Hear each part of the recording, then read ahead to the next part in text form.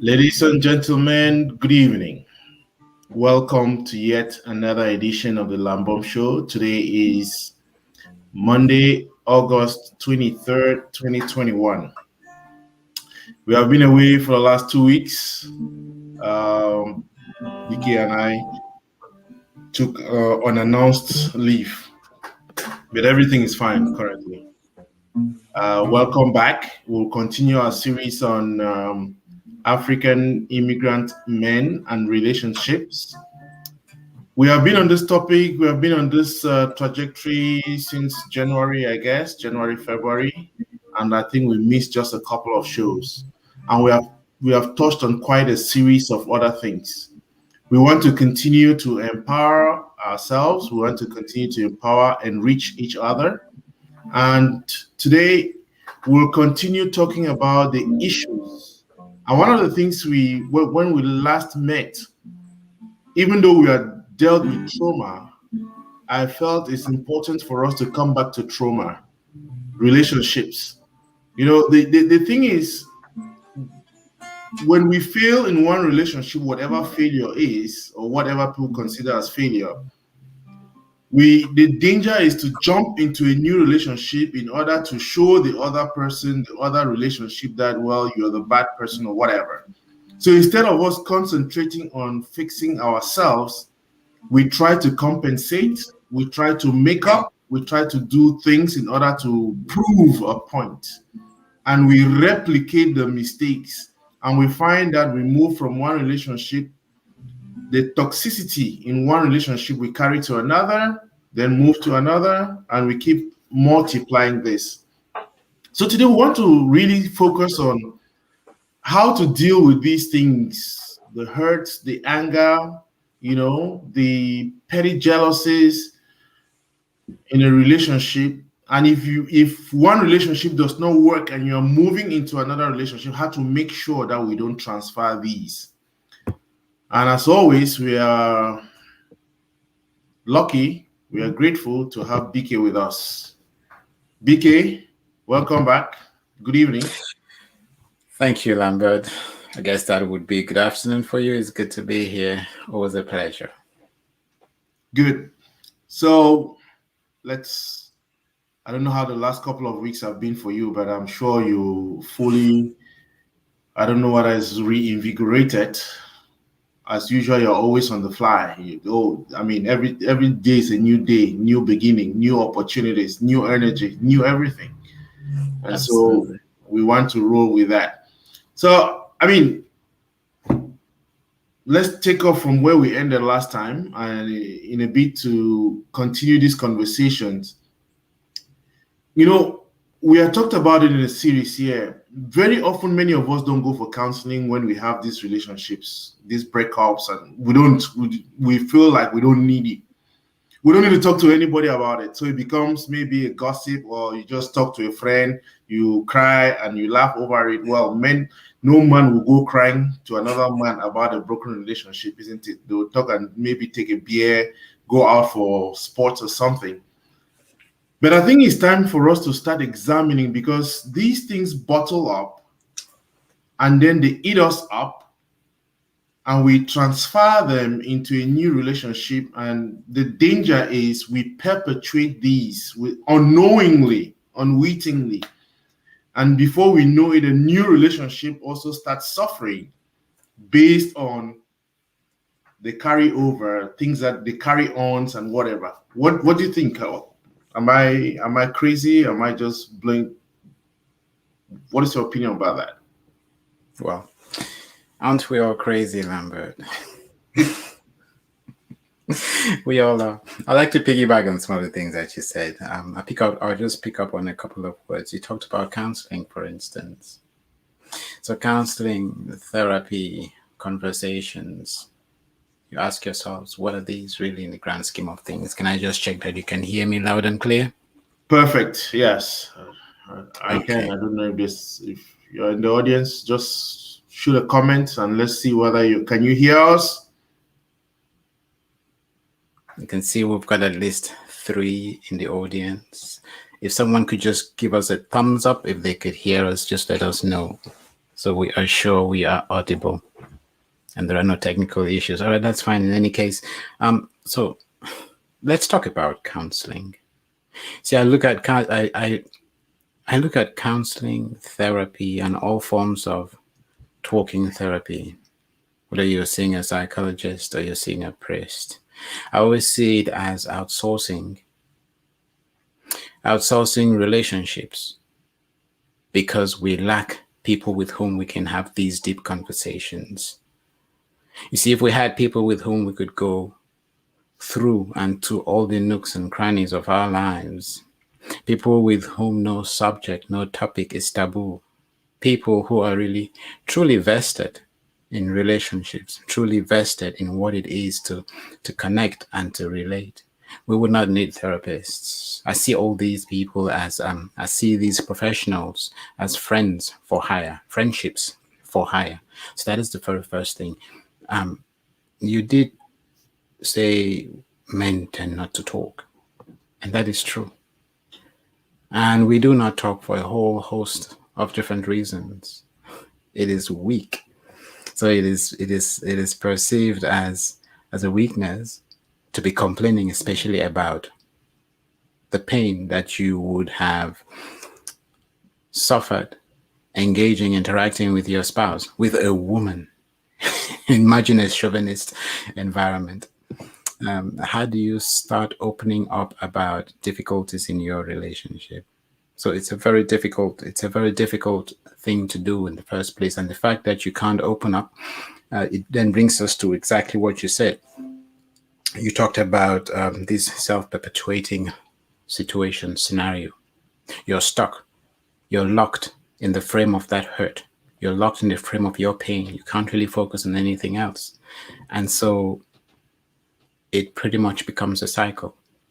Now, how do we deal? The question now is, how do we deal with this? What is it that brings us to this place? What is it that gets us locked in this cycle? I start by looking at the self-communication, so self-talk. So I'm sure you'd agree with me, we all talk to ourselves. We all communicate. And whether we know it or not, we are talking to ourselves 24/7. We're telling ourselves things. And for the most part, we do not flatter ourselves in our conversations. So we tend to judge ourselves. We tend to see ourselves as not good enough, as inadequate. Again, based on our past, based on the things that we have done in the past that did not go too well. And so when we judge ourselves, when we see ourselves as not good enough, what is the tendency? In our relationships, in communication, in interactions, and in engagements, what we would ordinarily say to ourselves becomes what we hear when we find ourselves in a difficult situation, interacting with a friend, or in this case, a spouse, because our focus here is the marriage. Our focus is that conjugal enterprise between two people. So you notice that you have two people who come into this engagement or in this enterprise with baggage, with fears, with trepidations, and each person feels inadequate in their own little corner, but they're not talking about it.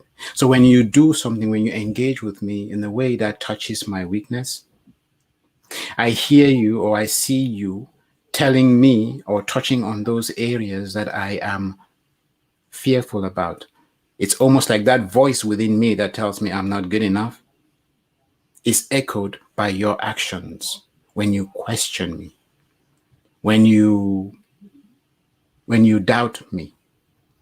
And all of this could just be your own weaknesses. It could be you struggling with yourself, or it could be you trying to engage with me. But the question is, what message am I receiving? What am I hearing from my engagements, from my interactions with you? Now let's park that to the side and come back to the mainstay of what we are about for this session. So we're talking about, obviously, a relationship that has gone wrong, for instance. How do I move on from there? There's one thing we always say and have always said: nothing means anything until we give it meaning. So, meaning is a direct function of focus. Focus is a direct function of how we interpret an experience that we go through. So, when we go through an experience, is it a good experience? Is it a bad experience? Does it really matter? Of course, it does, because it literally brings out from within us what we are struggling with. It brings out from within us the weaknesses that we carry deep within. You see, because every experience, every engagement, every interaction is a bit like life throwing a curveball at us. And the purpose of this curveball is to force us to grow. So, if the experience is one that is favorable, if it is something that we love and are competent, as in we are capable, we have the ability to deal with it, then we thrive on it.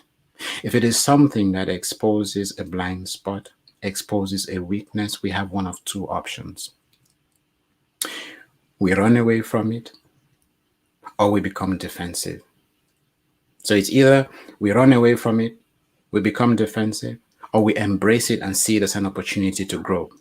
Now, this is where it becomes very difficult. See, because let's take this analogy. When we go through school, or we're going through our career path, we do admit that it's never easy. Think about it: the number of times you wanted to drop out from school, the number of times you were working for that promotion and it was so hard you thought you didn't think you were going to pull through. There are these challenges that we encounter, and how and to what extent we show up will determine how far we come. Whether it becomes a growing experience, or whether it becomes something that makes us go back on ourselves, build a protective shell around us, which makes us vulnerable.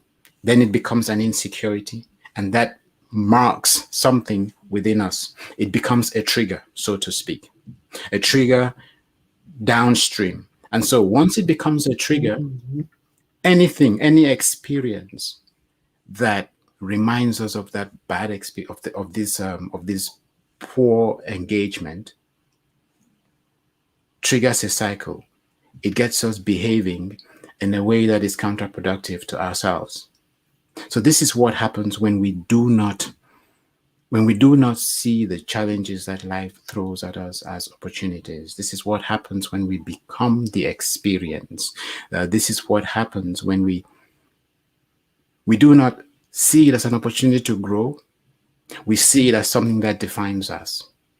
Now, if we move away from here and we get into a relationship with someone and they remind us of this bad experience that we had, what happens? There is transference. So this person is reminding me of the bad experience that I had. And because it is something I did not want to deal with, my relationship with you gets stuck at that particular point. So you start hearing people talking about agreeing to disagree, which in my opinion is the one thing no two people should do in a relationship. If both of us are in a relationship, we should never really have to agree to disagree, because what we're saying is there's a point beyond which we will never see eye to eye. And while we may be encountering this in a particular topic, the topic in and of itself is just a placeholder.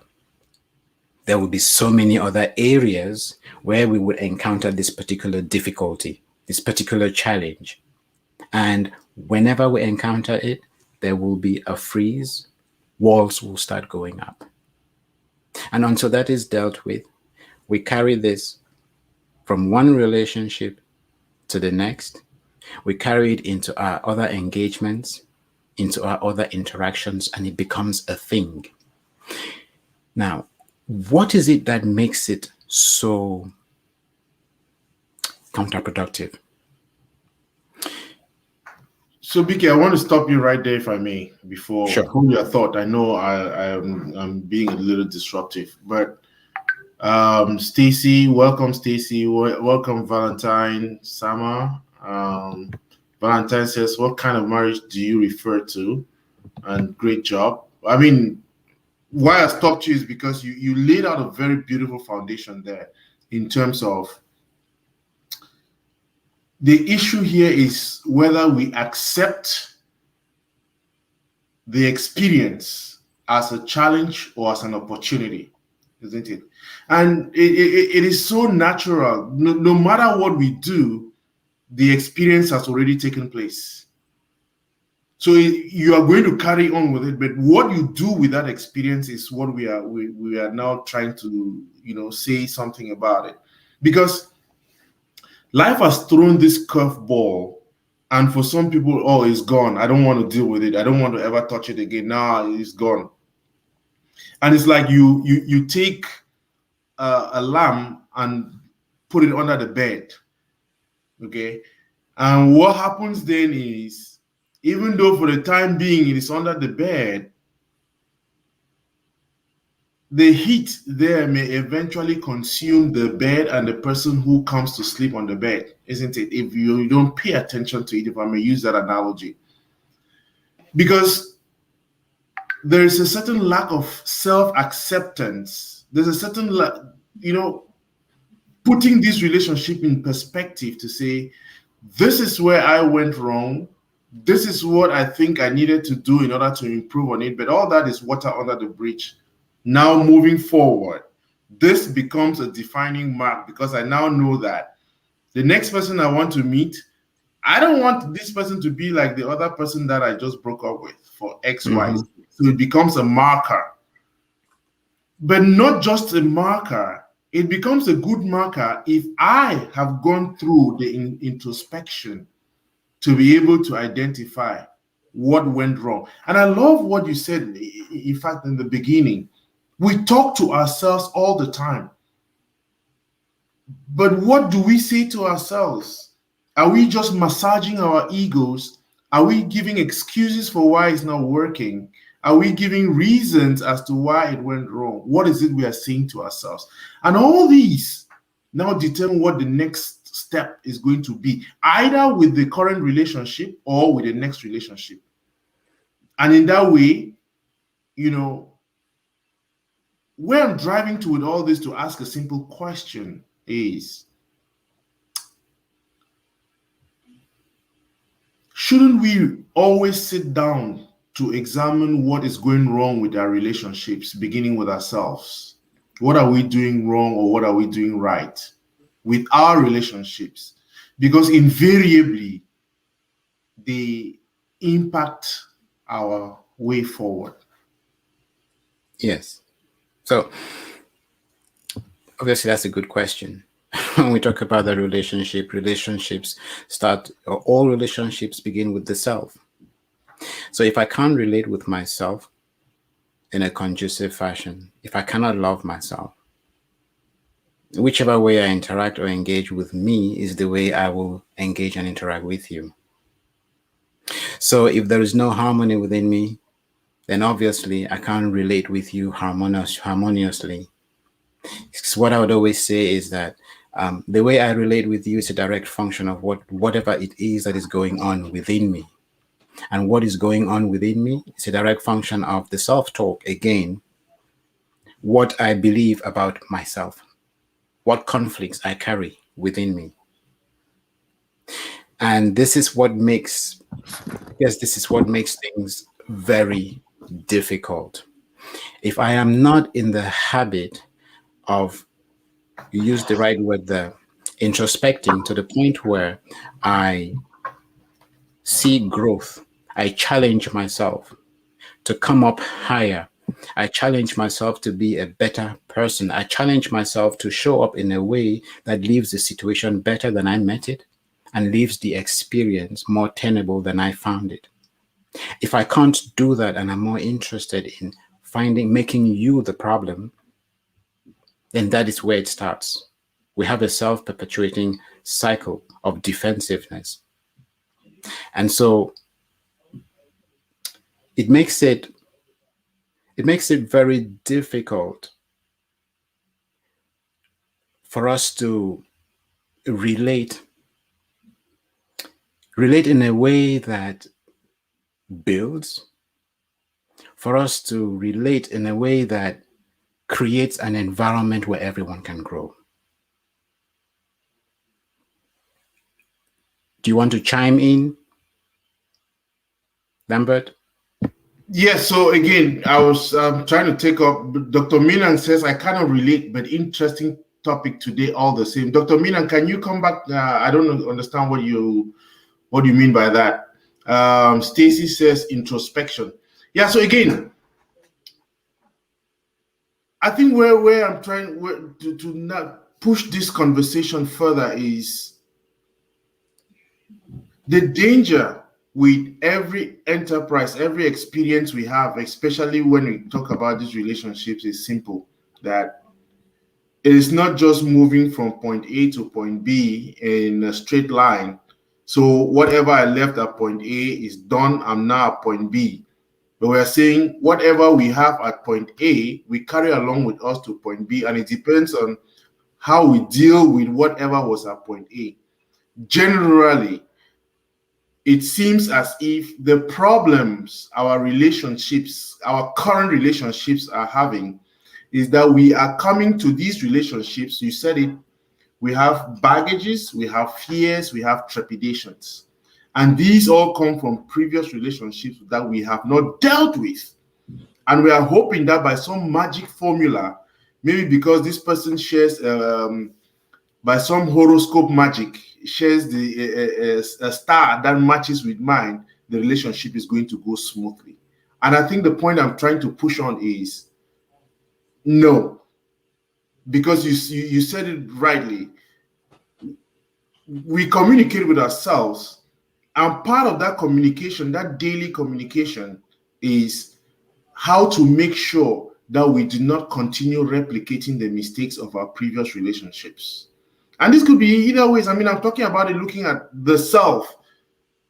And you dealt with the second part of it, which is about men. That as men, we don't go complaining about these things because it gives a certain impression. You want to fit a certain mold. Men don't cry, men don't complain, isn't it? That bravery. Yeah, no, you can. No, just walk it. You're a man.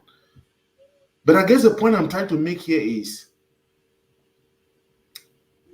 we must be able to use the word that Stacy said, used and you used to, is that introspection. We must be able to introspect in order to make our relationships work. I guess I'm overstressing the point, but I know you understand what I'm saying.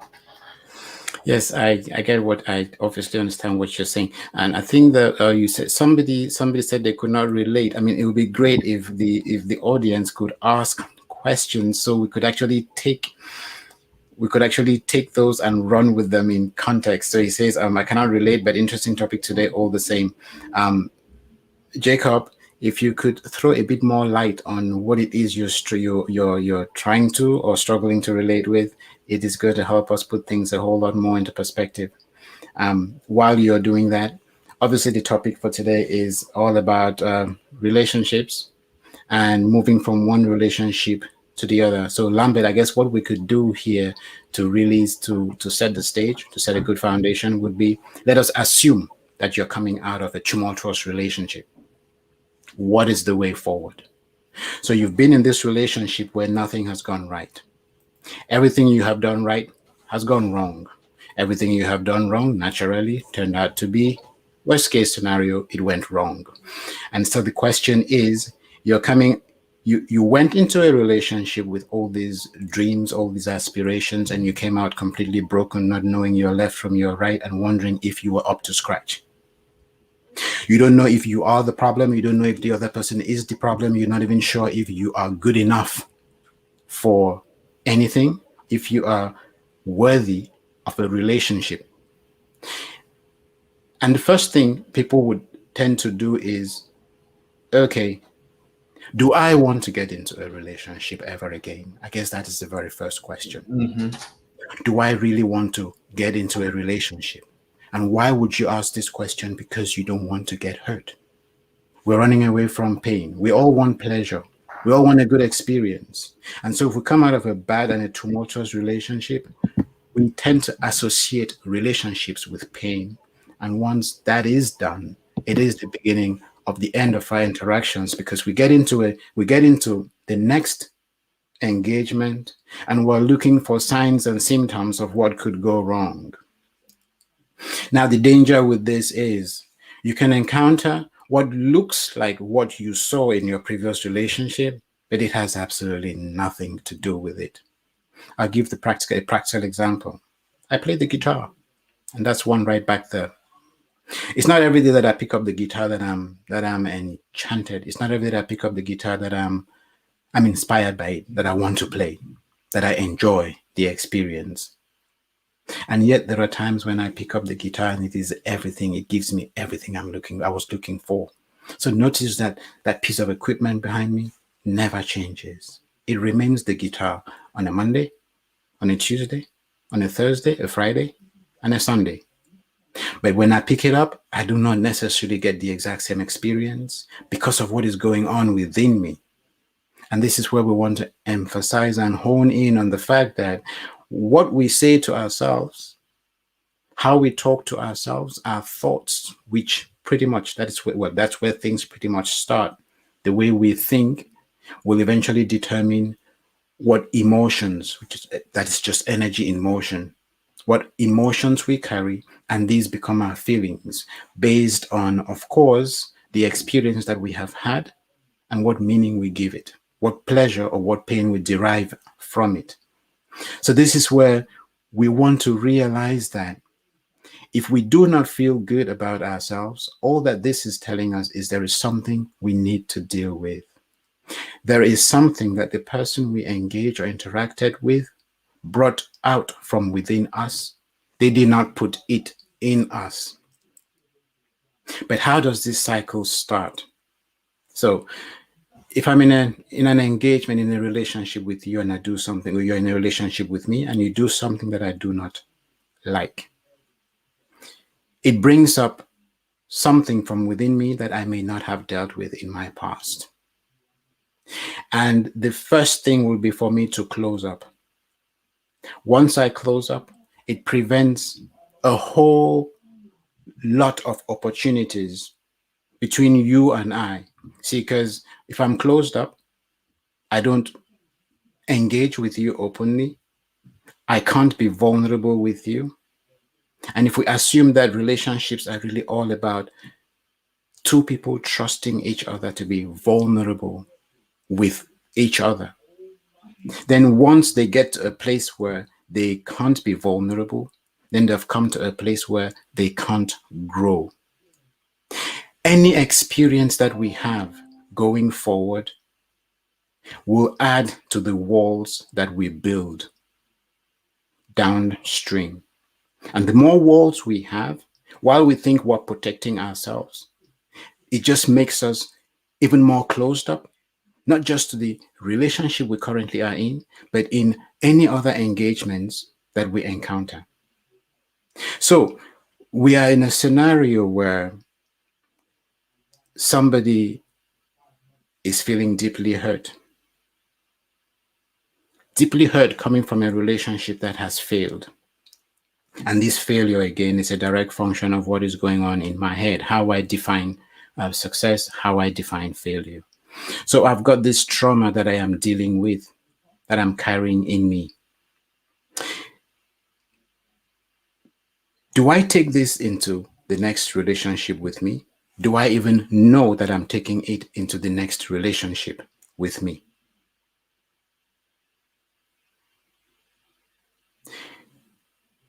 It then, you now have this question: how do you process whatever it is, how do you process these emotions? How do you process these sentiments? What meaning do you give to them?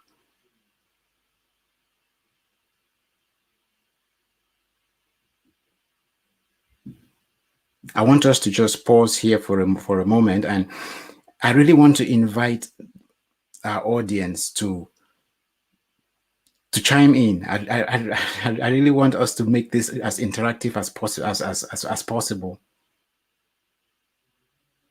Okay.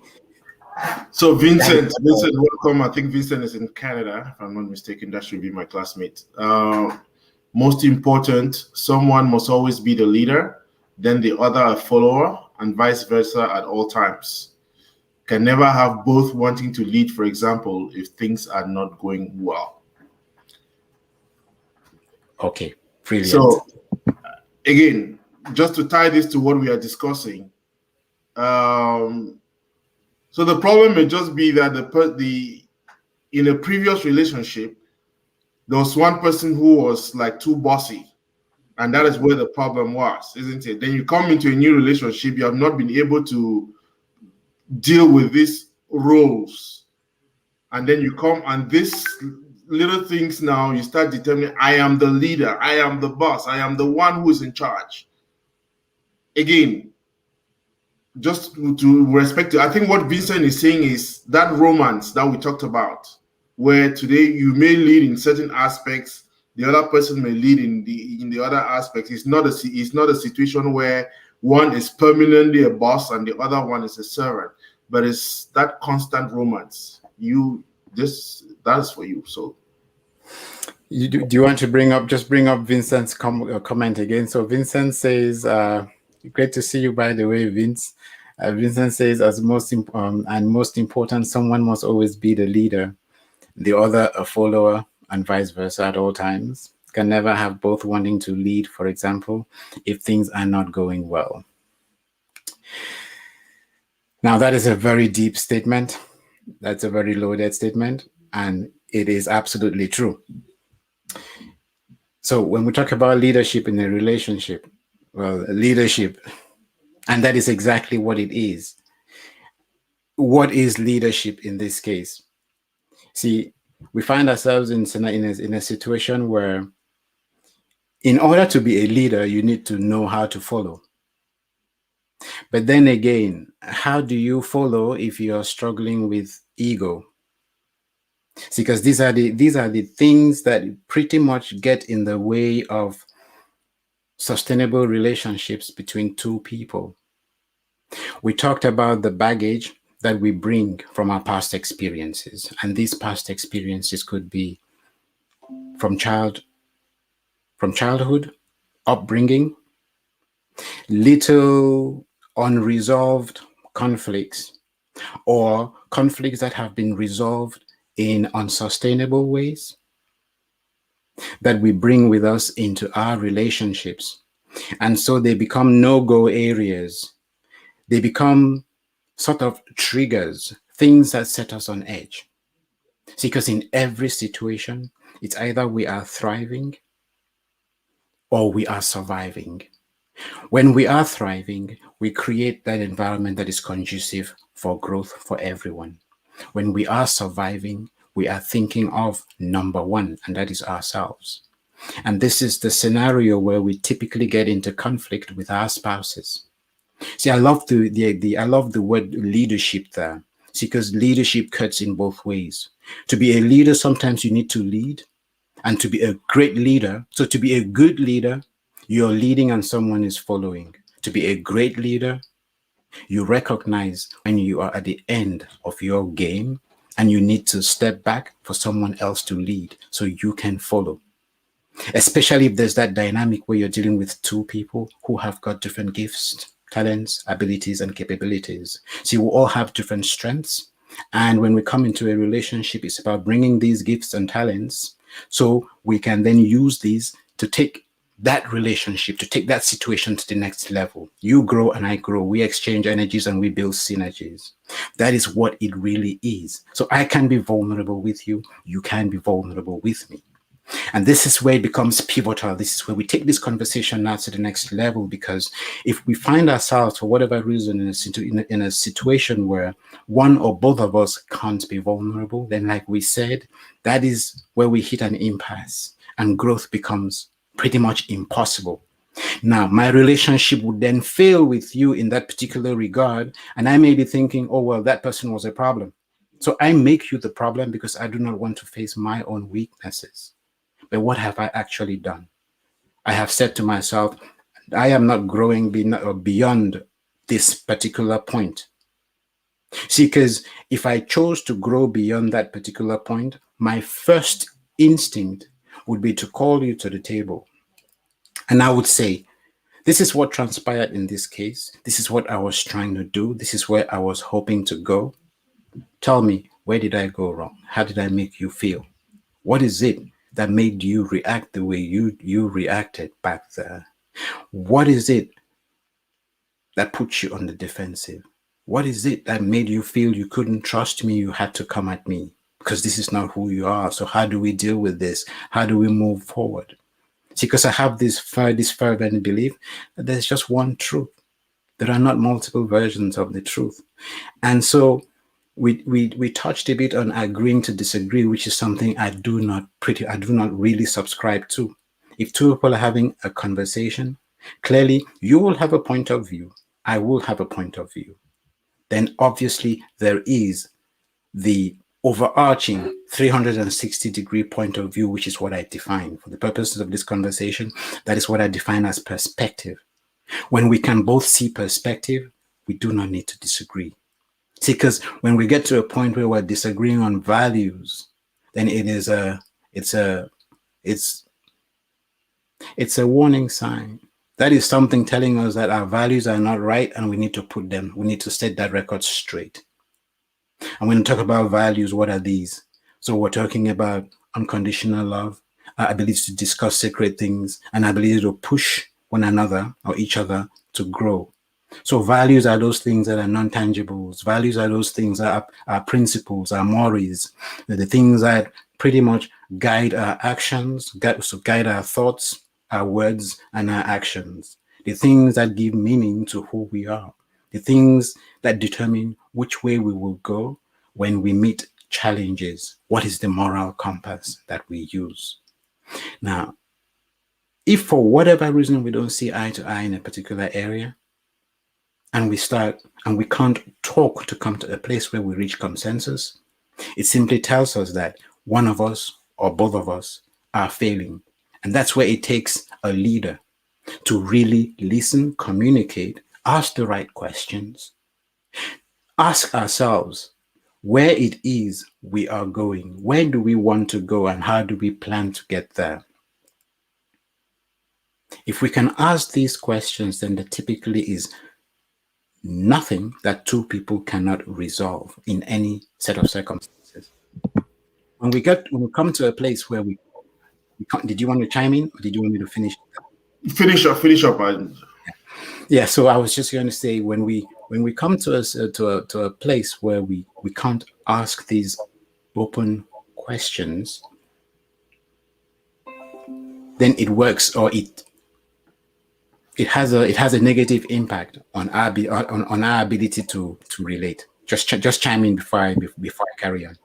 So let's stay on the fact of leadership, because it's a great landmine.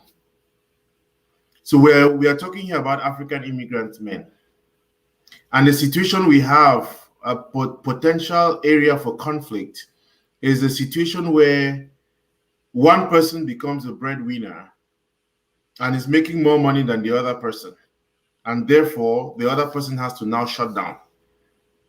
Or the scenario that we have seen happen over and over again, something that got us talking in this platform. The man has worked his whole life, call it his whole life. The woman is in Cameroon. He goes over and brings her here, and he now believes that, hey, I've paid my dues, I've done everything to bring this woman here. Automatically, I'm the leader. There's nothing, where would this woman be leading me? That's not fathomable, isn't it? And that is where these problems start cropping up. So you talk about values and clarifying those values and identifying where are the areas where I have to give up leadership because the other person is better placed, and start figuring out. I think those are areas where we find this conflict coming up. It's always going to be something about money. It's always going to be about, okay, in another instance, it may be about education. Rarely, but you find that. And those things create unnecessary conflict, unnecessary tension. And before long, back to our original point, unresolved things start popping up and the relationship fizzles. Am I wrong? You're very right. So it all comes down to giving things importance. So making things more important than they actually are, and then letting them jeopardize our relationships. So what I would always say there is see things as they are, not better than they are or worse than they are. See, because we all carry, again, we come back to this baggage. We all carry our sensitivities. We all carry our vulnerabilities. And for this African man who thinks, for instance, that because he is the breadwinner, it means when he says jump, the other person needs to say how high.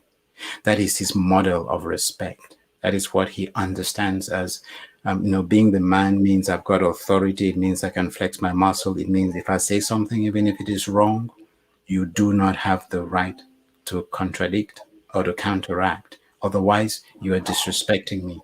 Now, where does that come from? If I've grown in an environment where I saw my dad, for instance, wielding power and authority, flexing his muscle, and everyone was jumping and everyone was literally at his beck and call, doing everything he wanted, and they would bow and they would say yes sir, and it looked like he was loved. Whereas I had mommy who did literally everything. I would run to mom when I needed that cuddle, when I needed love, when I was hurt, when I was in pain. She's the one who would cook. She's the one who would make sure that that house, which was just rubble and brick, became a home because of the atmosphere and the environment that she created. And yet it looked like she's the one that got walked all over. So you notice subconsciously, I've got a model of respect, which tells me in order to have power, in order to wield power and authority, and in order to be loved, guess what? I need to be successful because my father was successful. He had the big car, he had the big bank account. And so because of that, he made all these things happen. And the visual cues that I picked up from this were everyone seemed to love and respect daddy. So I confuse that with love. He may have been respected for his achievements, but I confuse that position and his tenacity with love. And so I take that away with me. So for me right now, love and respect pretty much start looking like they are synonymous. If you don't respect me, and this respect is obviously a direct function of me telling you what to do, and you do it without asking questions, that is respect for me. And if I do that and you do not respond, you react, then what you're saying is you do not love me. And so I move away from the home. This is my expectation. I work extremely hard to be successful, and I expect my wife to behave exactly the way I saw my mother behave. See, because I thought, oh, well, the only reason my dad commanded that love and that respect was because of his achievement. Now, could it have occurred to me at that tender age, based on my observations, that the only reason everyone used to panic around me, the only reason everyone would bow down to me is because they were cowering for their own favors? Because each person was looking at what fringe benefits they could get off me?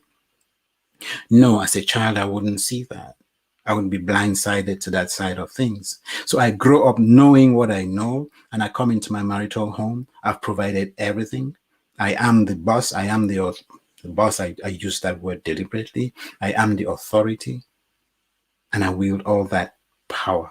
So I expect that when I say something, you just go ahead and you do it. You do not ask questions. When you start asking questions, I feel I have not done enough. I feel I'm not powerful enough. I feel I'm not significant enough. I feel you don't see me as worthy enough. And that is why you can muster the courage to talk back to me, talk back at me, and even have the nerve to try to correct me. So you notice that it's a weakness that I carry within me. It has nothing to do with you talking to me, trying to make of me the best man that I could ever be. And that is the one thing we typically, since, okay, we're talking about the dynamics between men and women. That is the one thing we tend not to understand. Obviously, men are all about respect. Women are all about love and connection. They want to feel, they want to connect. And for a woman, when she corrects you, it's because she's seen potential in you. She's seen this amazing potential, and she would want to make of it the absolute best. Whereas for a man, he is the fixer. He is the one who puts things right. So he's the one who's supposed to know it all. And when you come with that know it all attitude, and your wife or your spouse is trying to correct you, put you, set the record straight in an area that she's clearly more capable, an area where she's clearly more competent, you think she is telling you you're not good enough. And so it brings those walls up.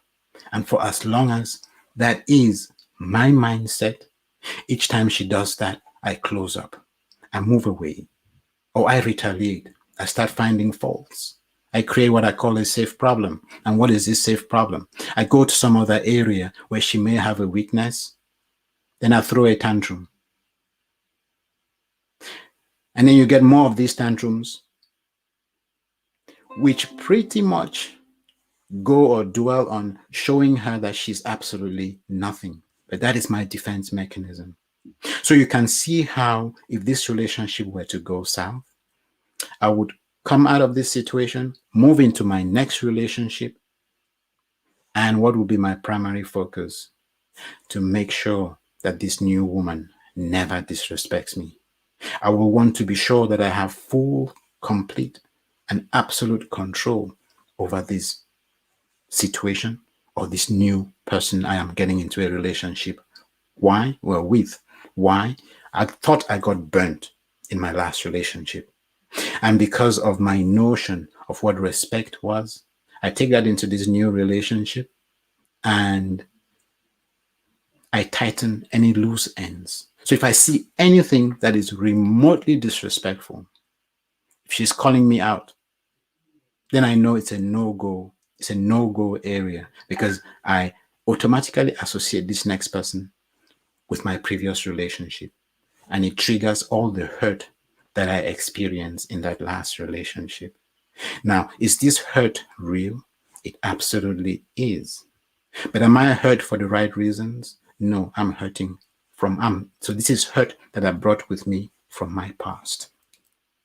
And this hurt usually falls into two categories. It could be a misunderstanding on the one hand, as I just articulated.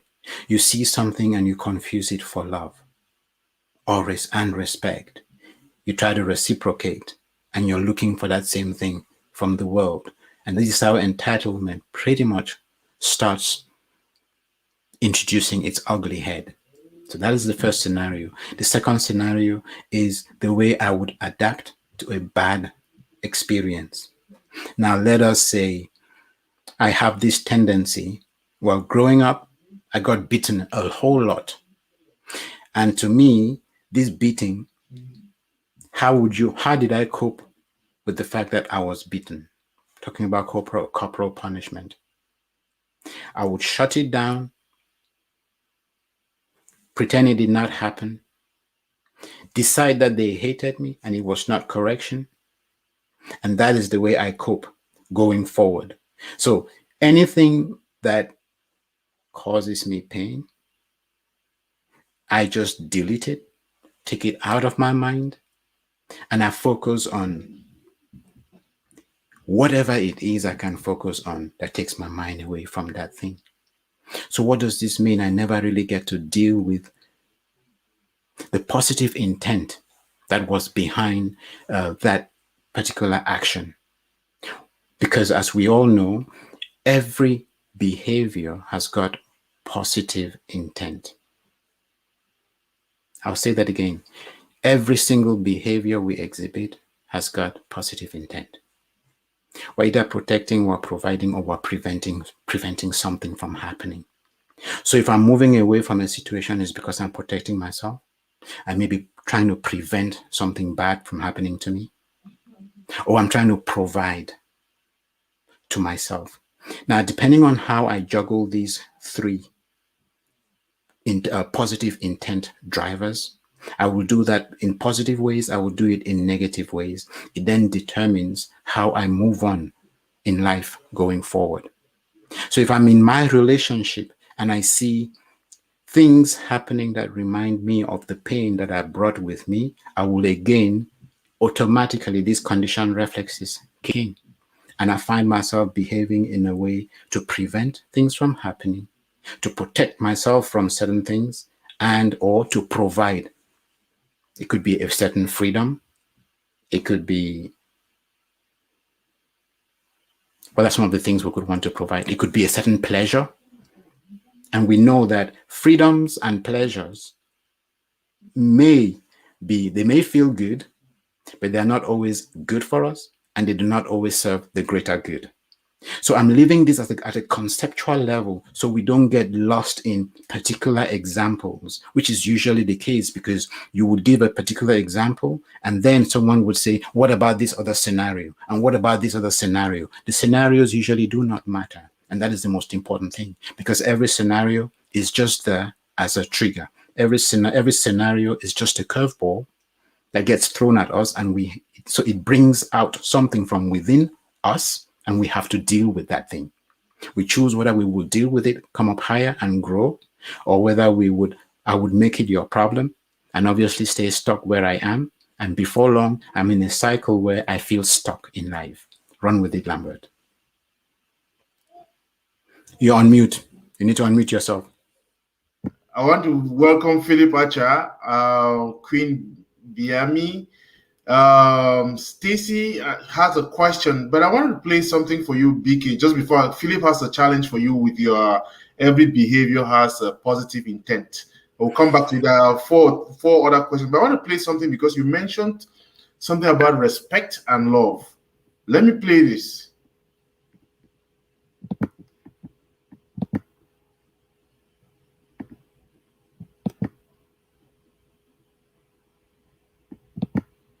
Man's desire is not food. Cook the best food. He can get it in a restaurant. A man's desire is not sex. He can get it in the street through a side chick. A man's desire is not your attire. The greatest thing you will ever take from a man that will cause the beast in him to come out is his respect. Inherent in every man is a king and a beast. If you choose to be a queen, you will bring out the king in him. If you be a torment, you will bring out the beast in him. In all cultures of the world, the last thing that a man cannot take, I'm talking from a generic point of view, is disrespect. Some women are grossly disrespectful. I can tell you with all sincerity that the marriages before this period are far more better. There were no marriage seminars, there were no conferences, there were no lectures on marriage, but the marriages succeeded better because people were properly brought up in good culture. This thing called women emancipation has not been defined in a proper context. Women emancipation is the ability and liberation for women to enter into governance, not to dominate in marriage. The women emancipation concept should be properly defined and then re-drilled again in the minds of women, because some women have taken this women emancipation into marriage. There are standards in marriage that no generation can ever take. The woman is to submit to a man and the man is to love the woman. That is the standard. But women emancipation has come to tell us that a woman has equal right and freedom. Since women are president, they can also be husband. Women can be president. Women can be governors. Women can be you. But a woman can never be husband. Husband is not a position. Husband is not a rank. Husband is not an office. Husband is an ordained responsibility. And until every woman comes to this point, you understand that your emancipation will never come to the place where you will become a husband. Then every woman shall take her place in marriage. And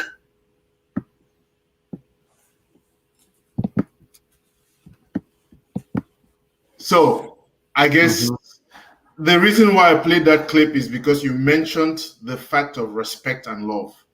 And in that clip, I ought to have just ended where the man was talking about what men really want.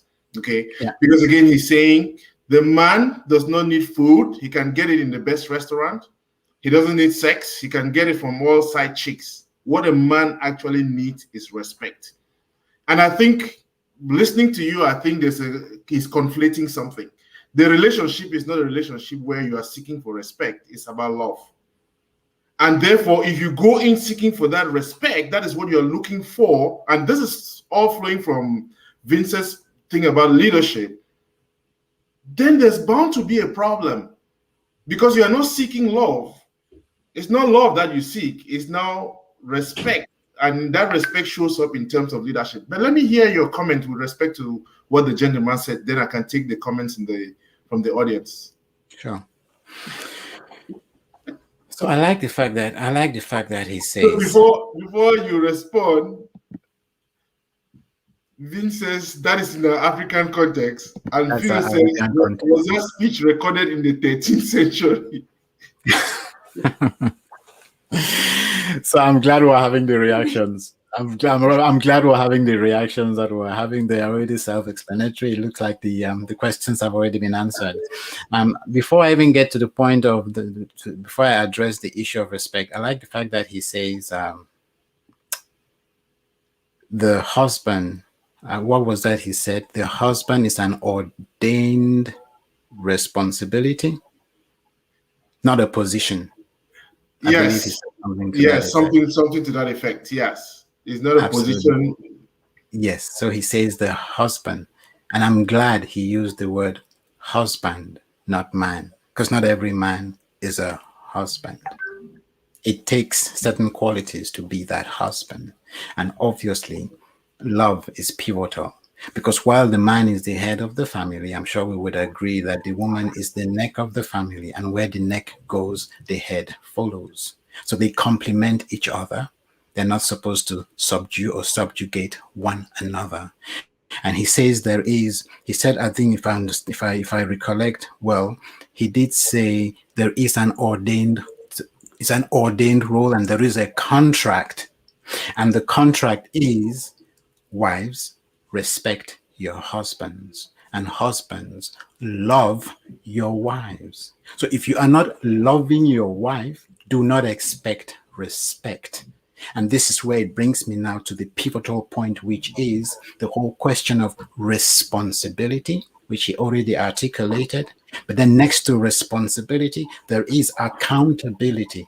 And a relationship in which there is no accountability is one which is doomed. So I'm fully responsible for what I do in my relationship, but my spouse is supposed to hold me accountable to what I am supposed to bring to that engagement and to that connection or to the relationship.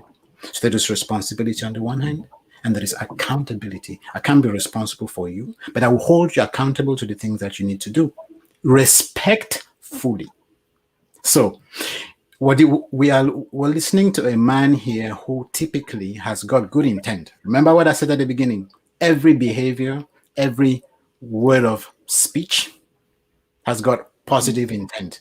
He knows that he's doing a favor to a certain part of the world. He knows that he's defending a certain cause, and he takes it as a mantle of his responsibility to do that. That is his positive intent. He wants to keep marriages. He wants to bring marriages together and prevent them from falling apart. Now, but then when we go back to these marriages that he claims did not have any problems. Why did they not have any problems? Is it because the women were so subjugated? They had no platform, they had no voice, and they could not be heard. They could just be, they could be seen, not heard, because they were servile, because they were servants, subjugated, used, and abused. That is the question. Is that why these marriages actually succeeded? Or were these women or these mothers really happy? We know the cliche in Africa or back home, way back in the day, our mothers used to say, "I'm only there for the children." Are these the successful marriages that he's talking about? Are these the ones he's referring to? Because there is no smoke, because there is no upheaval, because there is no heat, it means it is successful? That is the question you ask yourself.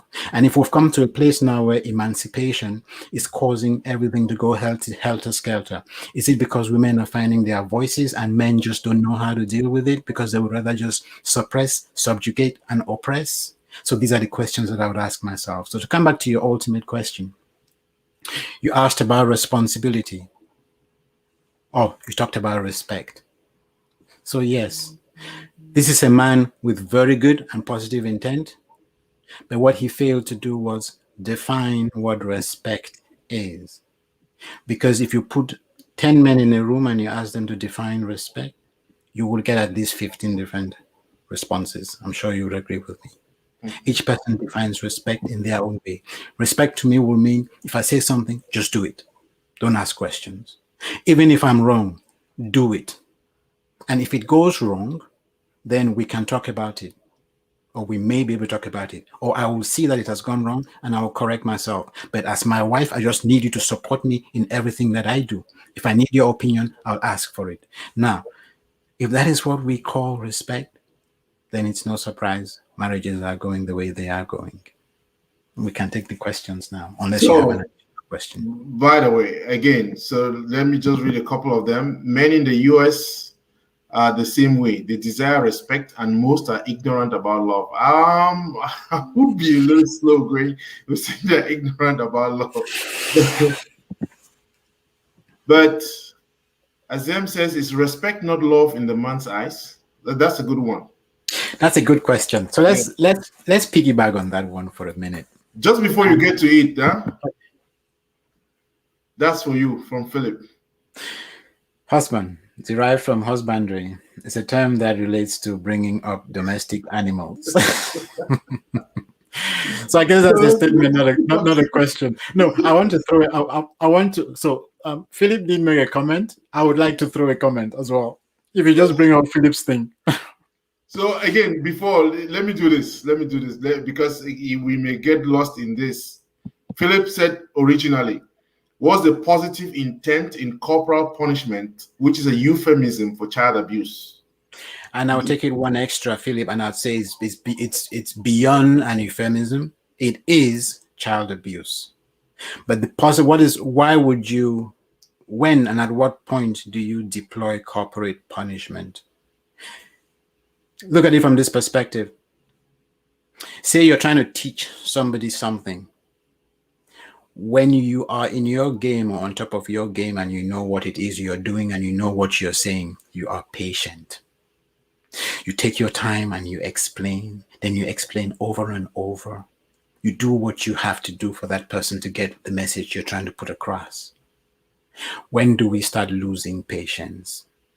We start losing patience when we have come to the end of the road, when we have come to the end of our competence, when we don't feel like we have what it takes to communicate the message we're trying to put across. At that point, we lose patience, we lose self-control, and we try to control the person or the situation or the circumstances, the set of circumstances. And that is when we resolve to counterproductive measures. That's where corporate punishment, for instance, would come into play. I don't know what else to do. I use pain to deter, but then I forget that if someone is driven or motivated by their fears, then those fears only become bigger. You want to get someone to be motivated by their faith and what it is they're trying to achieve. When you want to get them motivated by the purpose that they're trying to serve, which is bigger than the self. So, again, come back to Philip's question, just to summarize. If you just bring back Philip's question, please, so I can see it while I say this, because it has a way with inspiring me. So what's that positive intent again? So you have someone. What did we say at the beginning? We said every behavior has got positive intent. It prevents something. What is it preventing in this case? It prevents me coming across as someone who doesn't know what it is they're doing. Now I'm using the whip to correct someone, and I should be using my brain. I should be communicating what it is I'm trying to say, empowering them, getting them to a place where they see the faults in their ways so they can navigate that obstacle in a way that empowers them, not just run away from it, because downstream, that same thing I'm beating them about today that they shouldn't do will be an opportunity they will need to actually embrace and work with down the road when they become bigger or whatever. I'll give you a practical example. When my kid was 2 years old, I think, we were in the car, we parked the car, he opened the door, and we all applauded him. He smiled, he beamed. Guess what? He did the exact same thing on the motorway. I'm doing 70 miles an hour. He cracks the door open. Now, if you beat him in that case, obviously, if I'm frightened, I could turn corporal. I could punish him. What is the message I'm giving? So notice there are mixed feelings. He had done this, and I praised, lauded, and applauded him. He's done it again, and I'm causing him pain. So what is the message I have sent? What's the message I'm sending? In this case, it is my fear. I'm trying to prevent a disaster. So it's not that I'm incompetent. I know how to deal with the situation, but because I'm trying to prevent a disaster, I do something wrong. In other cases, I could be out of my depth and I don't want to come across as shallow or stupid. I take out the cane. Just as you could be talking to someone and it's a verbal engage, you get verbally elated and you're correcting that person and they're coming across as small, or they are feeling small because they can't get their own points across. They send a fist your way. They're trying to protect themselves. They want to protect themselves from looking stupid. And why do we do all these things? To provide a sense of security. So I hope that answers the question elaborately.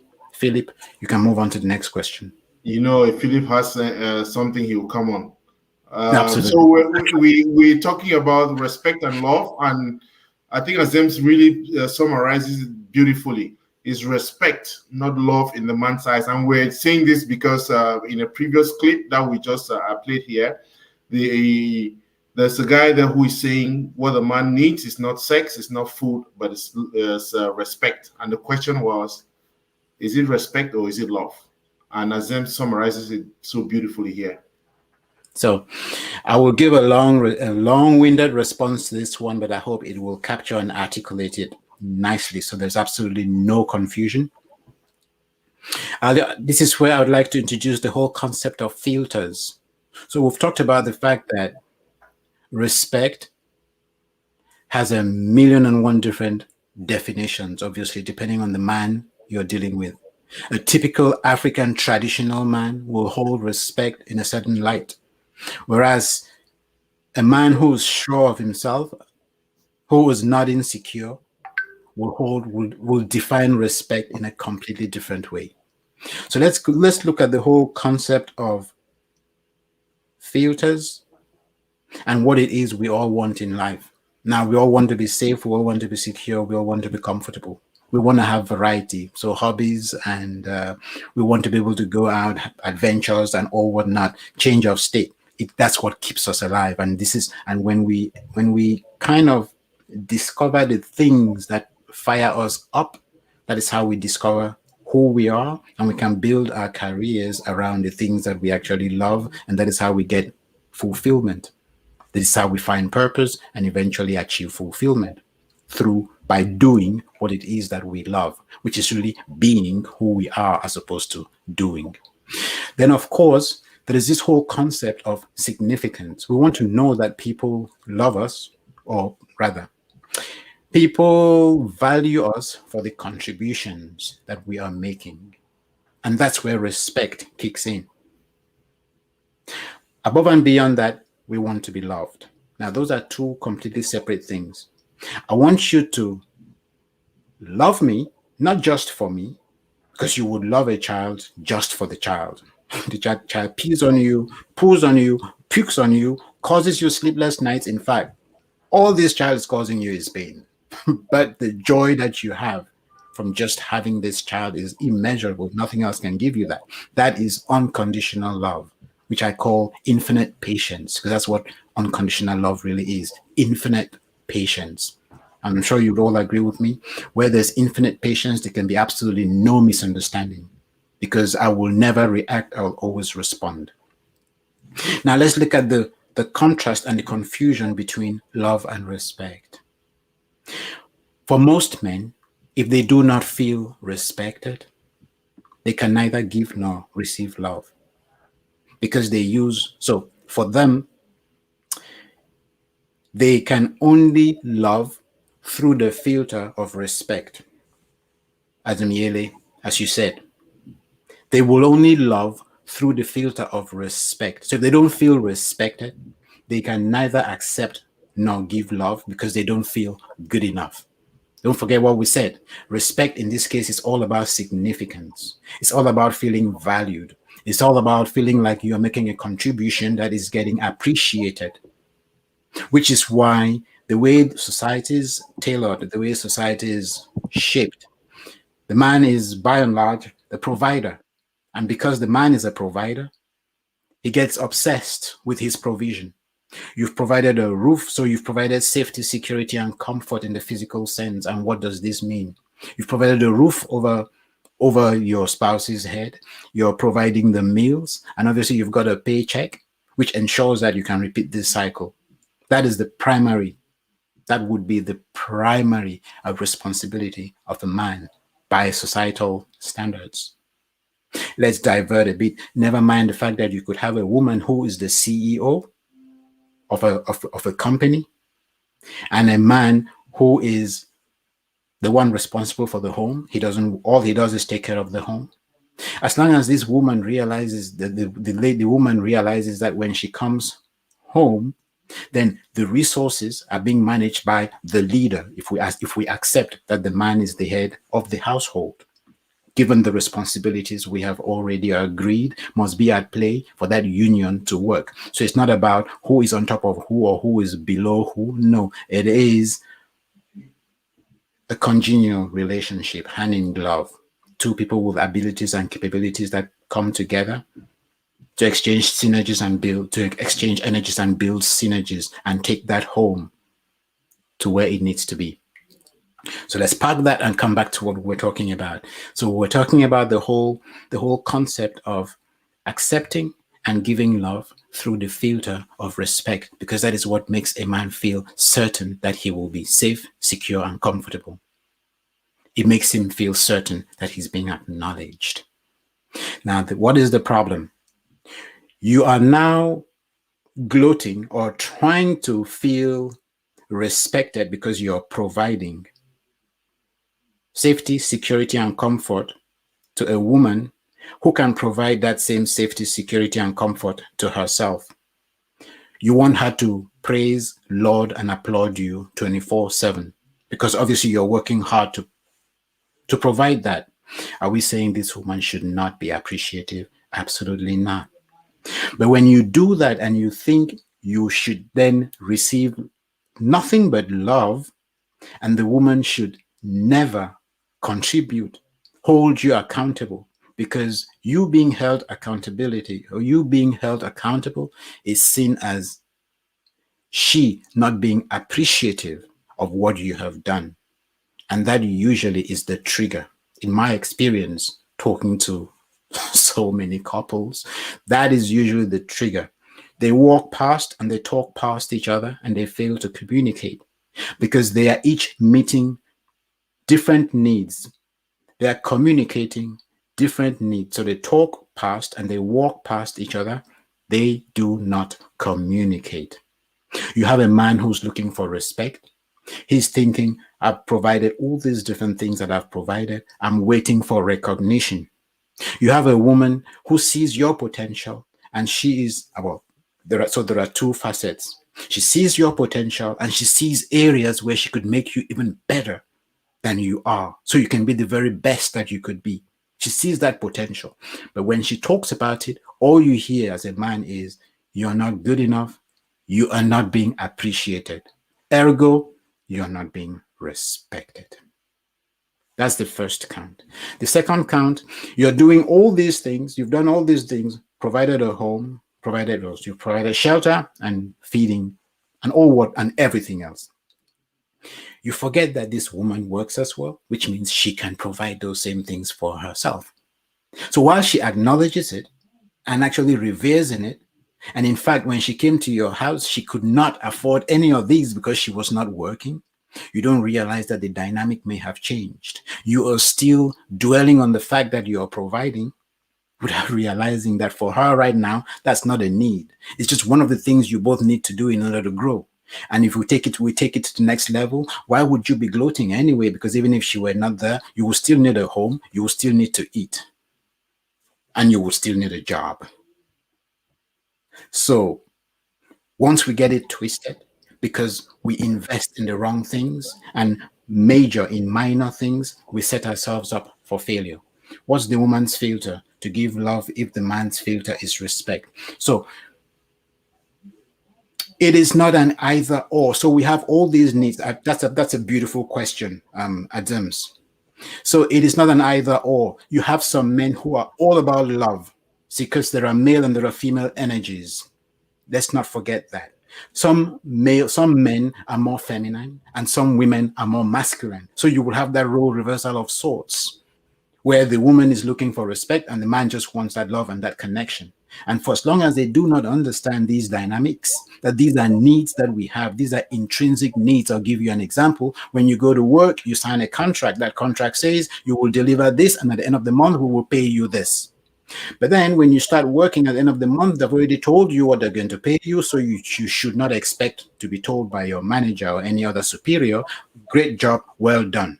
But how many people are fulfilled in their jobs if they're not recognized for what they are doing? Almost nobody, unless you hate your job and you're just doing it anyway because you need to put bread on the table or because you need to survive. You notice we all need to be appreciated. We all want to have that pat on the back that says, oh, well done, you're great, you're appreciated. That is when the contract moves from the hand and it becomes a contract of the heart.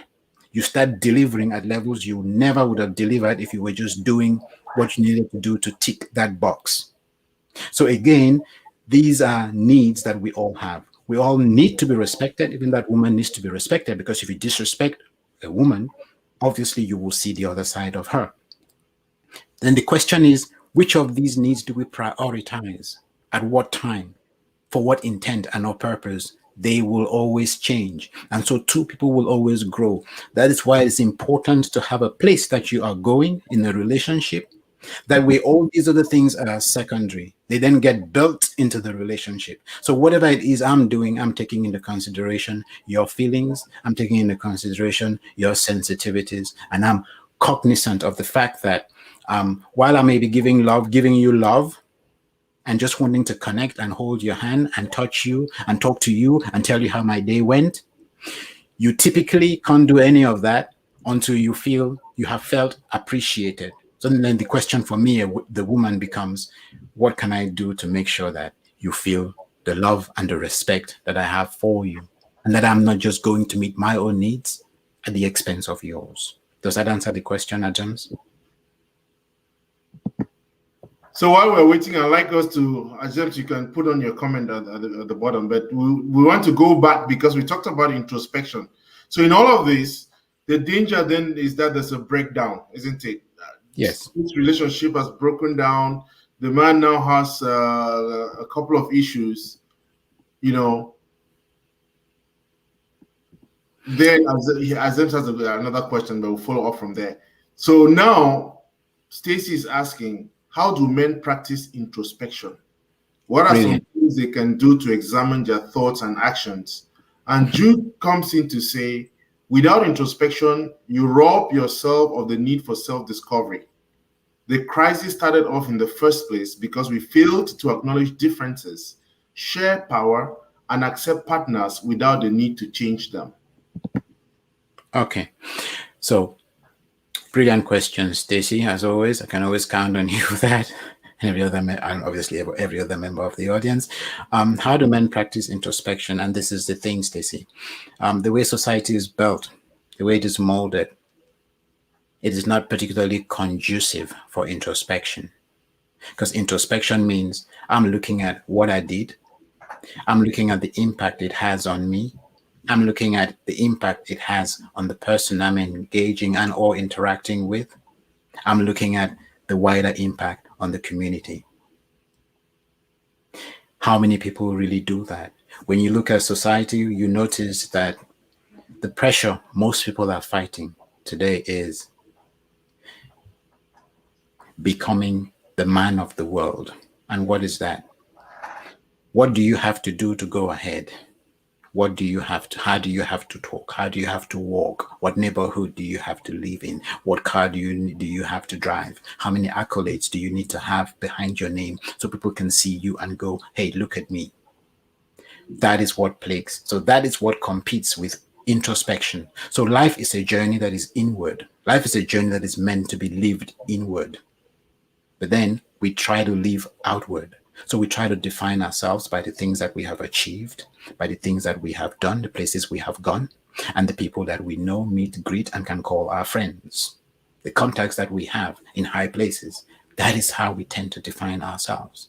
Whereas really, who we are and who we should be is what is left when we are stripped of who we know, what we have, and those connections in high places. What is left is really who we should be. So if I strip all of that, strip you of all of that and nothing is left, it literally means you are nobody. It means I am nobody. So does the world encourage introspection? Unfortunately, stays no. When men get together, what do they want to do? This is generically speaking, of course, it's not all men. But when you look at society, the way it is going, there's always peer group, peer pressure and peer influence. Show me your friends and I'll tell you who you are. If whenever I'm stressed, what I do is call up the next friend so we could go shoot pool or have a drink and talk about who again? Women. And what are we doing? Denigrating those women. Now, I don't know about the rest of you, but if you belong to any forum at all, where it is single sex, either all male or all female, I don't know about you, but I'm sure if you went in there, you would realize that one sex or the other is being denigrated. So you notice society again has been polarized, which is why we adopt the approach we are adopting in this particular show, where we come as men and we're looking at men, the iniquities of men, the shortcomings of men, and what we as men can do to be better beings so we can show up for our spouses and make them the best they can be. Create an environment which is conducive for their growth, enlightenment, and eventual self-actualization. But if you go on a public forum and you throw something about men and women, automatically becomes polarized. Half the audience are for men, the other half are against men, and vice versa. And that is the thing we need to try to kill.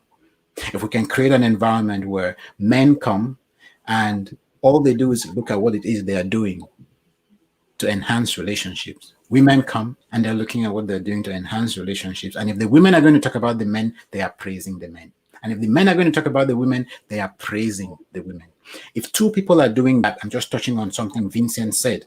If two people are actually doing that, where we come to the table of conversation and all I do is tell you the things that you're doing right, it opens you up to actually be vulnerable to me. So we can look at the areas that are growth areas, because you already know that I'm not coming from a place of judgment, I'm coming from a place of love. And if two people can already do that, so this again answers your question, Stacy. What are some of the things we can do to examine our thoughts? Again, it's that self-talk. We have to go way back in time to our childhood when we were growing up. What are some of the experiences we had that were traumatic at the time? What are some of the things we're looking for? Not because we want to make a difference, but because we want to prove to the world that we are this, that, or the other.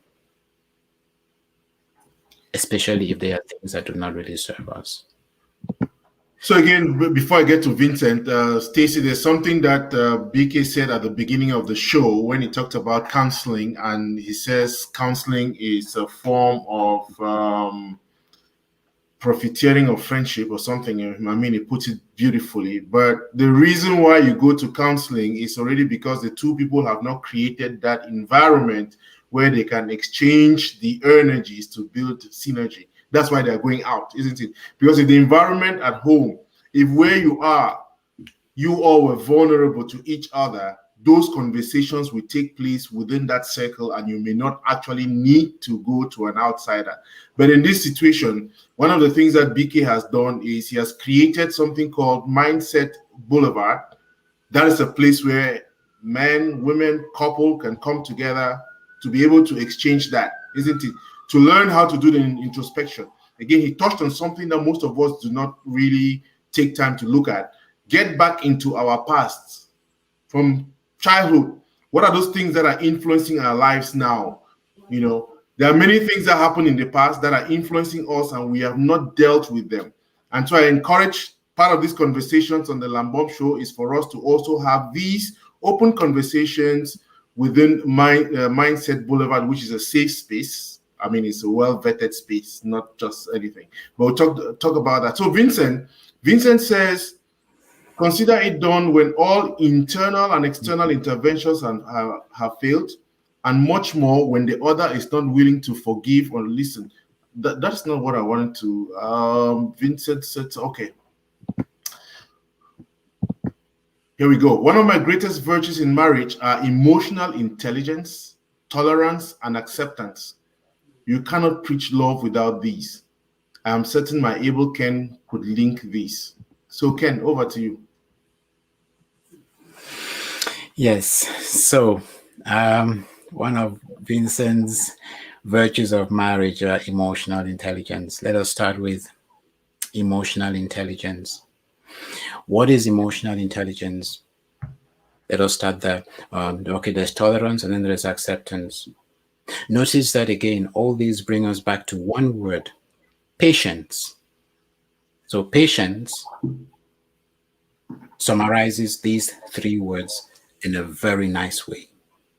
Emotional intelligence means when I find myself in a situation and I'm challenged by that situation, and this question is going to be the same answer to Stacy's question.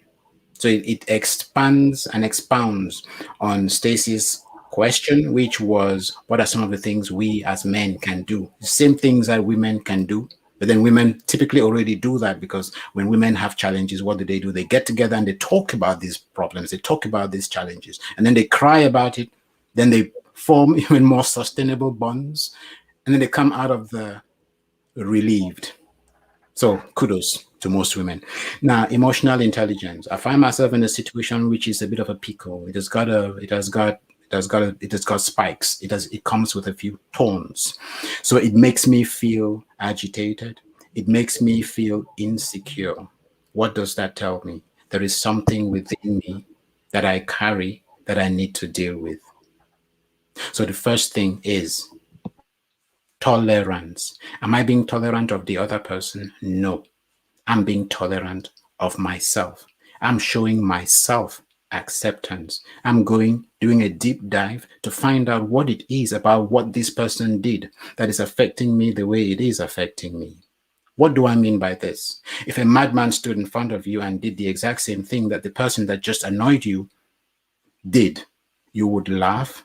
And in fact, you would call that madman over, buy him a bottle, and pat him on the back and pray for him, pray for his healing. But if another person did that to you, possibly a rival, then you start exchanging blows. What's happening there? Whatever it is you're reacting to has nothing to do with what that person did. It has everything to do with the message you think that person is saying to you. You think that person is telling you, well, they are better than you. And once you hear that, tolerance goes out the window. So it is not the other person you're tolerating. It is yourself that you are being accepting of. So you see how tolerance nicely and neatly connects us with and or to acceptance. It never has anything to do with any other person. It always has everything to do with us and what we carry within. The other person we're dealing with, all they do is serve as a trigger to bring that thing that we carry within us to the fore. And it's up to us to decide, am I going to deal with this thing and become a better person? Or am I going to make it your problem, not deal with it, and castigate you for it?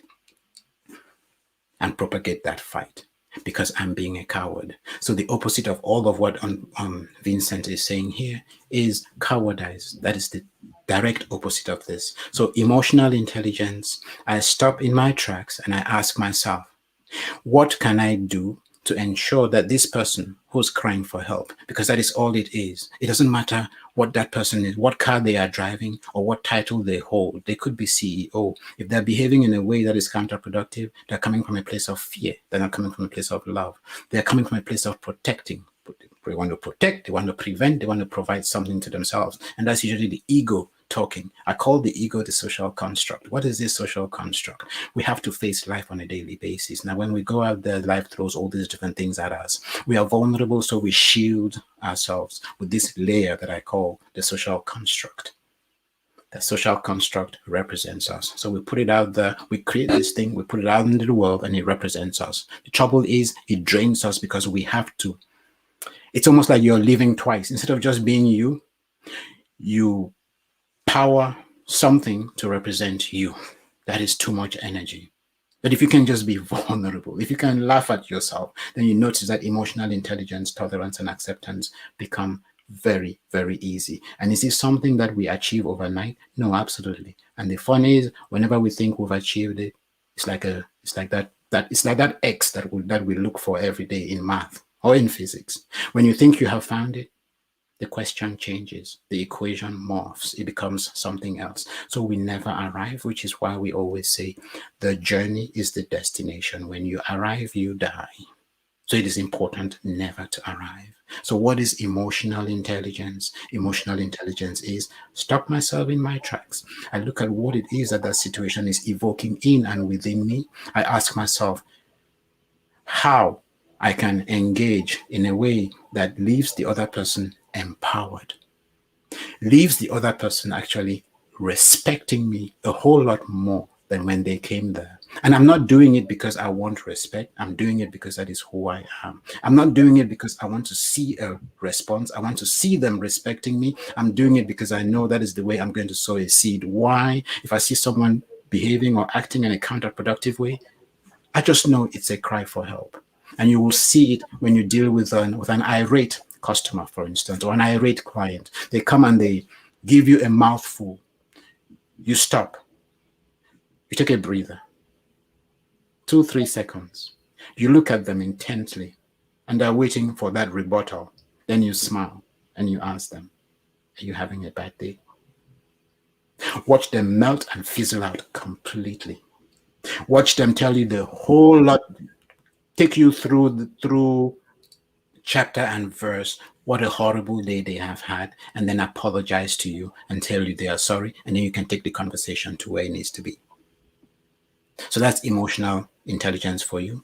Tolerance, again, it is tolerance of self. Acceptance, it is acceptance of self. When you tolerate yourself, you tolerate others. When you accept yourself, you accept others. It's nothing to do with the other person. I hope you're not having a bad day, anybody on the platform. If you are just joining us, you're on the Lambom Show, and tonight we have been having a conversation about African immigrant men and how to deal with hurts from past relationships into a current relationship. Again, Vince, I want to thank you. You have been very active on the platform today. He also comes back to something.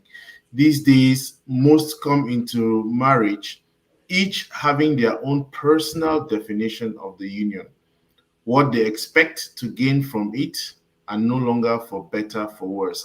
I mean, I think there's a problem with that, isn't it? Because I think for better, for worse is also part of the expectation, But I guess the point Vince is aiming at is we have agreed to disagree, isn't it? Everybody's coming to it from a different angle, and there's no common agreement. But what is your assessment of the situation? So my assessment of this is I do not have a problem with that. See, this again is a problem. It's a problem definition. It is a problem description. It just tells you the person is coming with baggage. And from that baggage, they have decided whatever it is that will make that marriage and that journey worthwhile. So it is a starting position, and you can already see the baggage. Now, as we all know, whenever we come into a situation, when we go to school, When we start work, we go in there with expectations. All of us don't we? But then once rubber hits the road, we realize that the map should never be confused with the territory. So we have to start redefining things because we start realizing, oh, it doesn't work that way. When the first child comes, that child is going to present certain challenges that will make or break you. They will change, they will define, refine, and streamline you. And with these changes, certain things within you will start changing as well, depending on how non-intransigent we are in that relationship. So I usually don't mind. I mean, I would not mind what anybody comes with. Bring your whims and caprices and be honest to them. At least this is somebody who's honest to what it is they're looking for. But then when they come, hopefully the experience then opens up their horizons, takes them to certain vantage points, so they see more than they could see before they got into the relationship. And that is when that change starts happening. Because if you come with a set frame of ideas, then you have stalled your growth, and anybody you come in contact with, you're taking hostage. So hopefully you get to meet someone who is going to challenge every little bit of that particular, what shall we call it, that limited view that you come with. Usually, typically, you end up with someone, because you will admire someone who will complement all the things you are afraid of.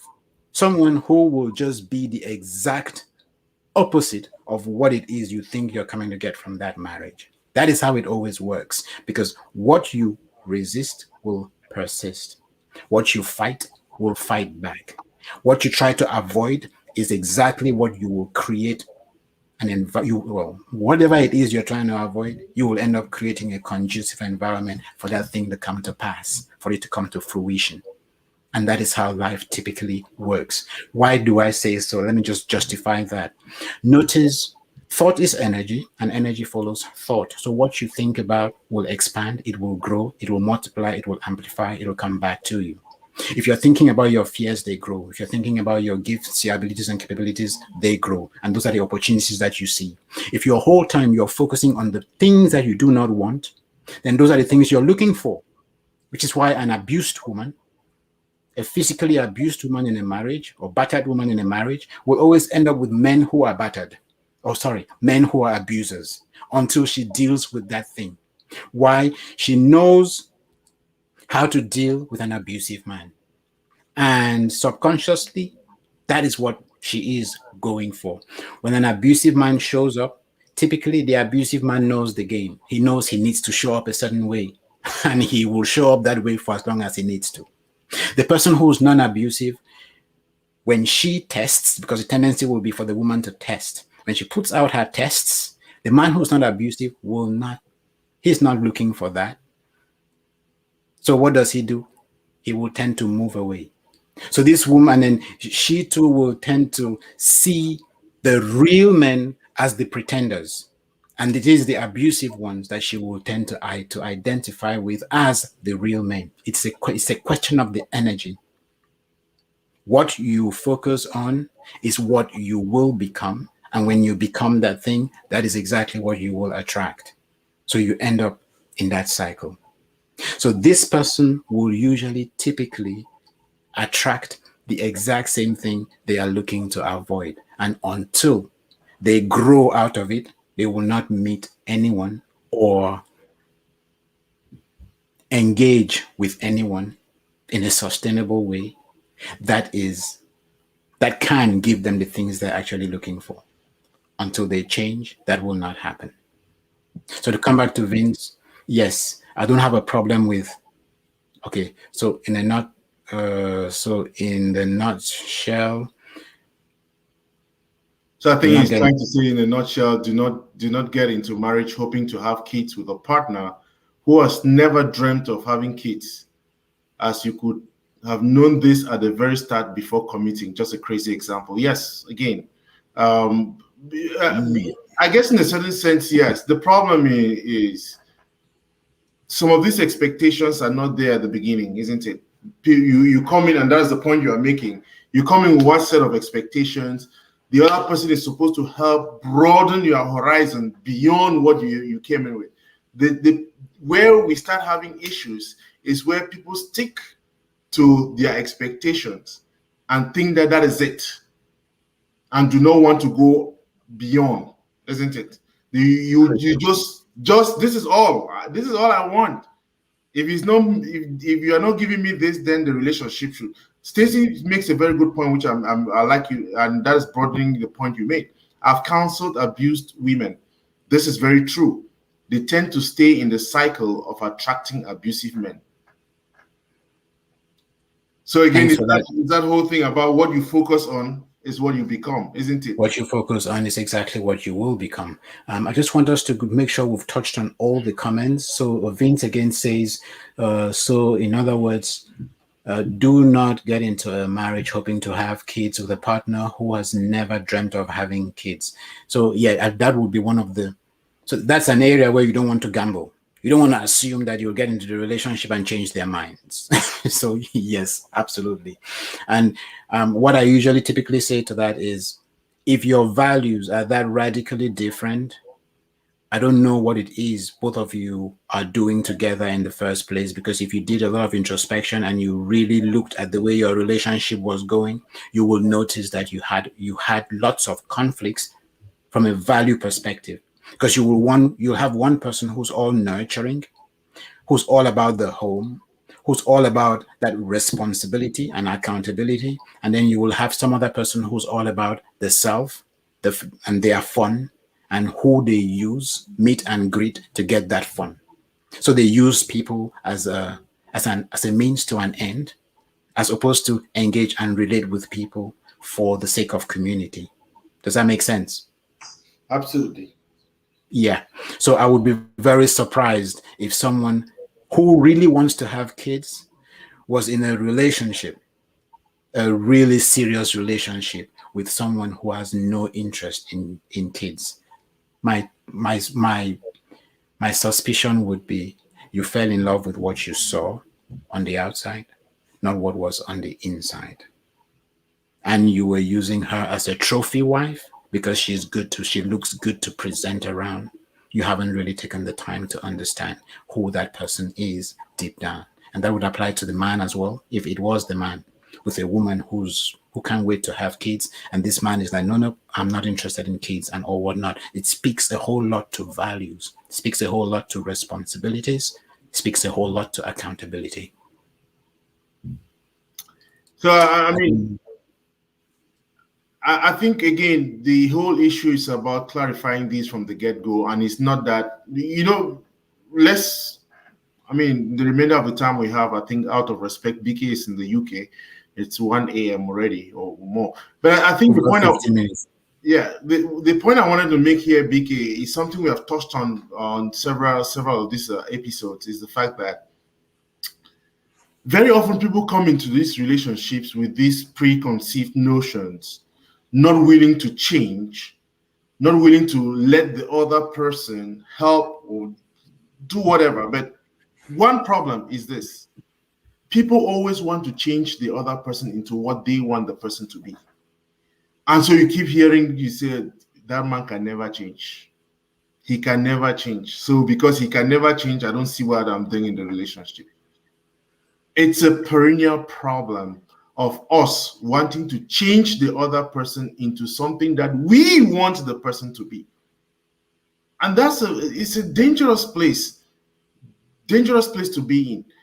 I mean, I know you have said it repeatedly here that the other person should be able to expose it. I mean, you are like a mirror, isn't it? You are able to see so that your horizon is broadened. The best in you comes out because of the other person prodding, challenging, and building you up. But I think beyond that, one of the greatest dangers I find in relationships is this constant, you notice these things while you are still doing, I mean, maybe building up the relationship, but you say, no, I'm sure that down the road, this person is going to change.